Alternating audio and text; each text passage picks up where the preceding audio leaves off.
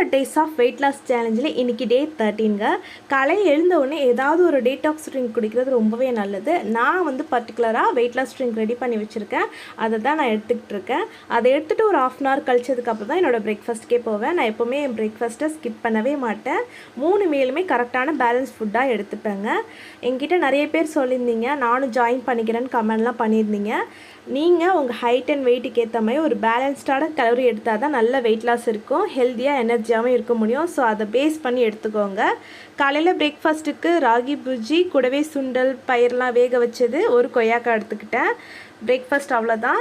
அப்புறம் பிரேக்ஃபாஸ்ட் முடிச்சுட்டு என்னோடய ஒர்க் அவுட்ஸ் பார்த்திங்கன்னா இன்றைக்கி இந்த 2 வீடியோ தான் கம்ப்ளீட் பண்ணேன். கூடவே ஒரு 5K ஸ்டெப்ஸ் நடந்தாச்சு. இன்னையோட ஒர்க் அவுட்ஸ் எல்லாம் முடிச்சுட்டு நல்லா வேர்க்க விறுவிறுக்க இருந்தேன்.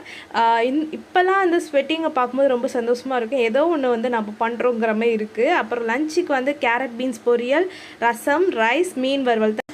2 தோசை கூடவே மீன் குழம்பு தான் எடுத்துக்கிட்டேன்.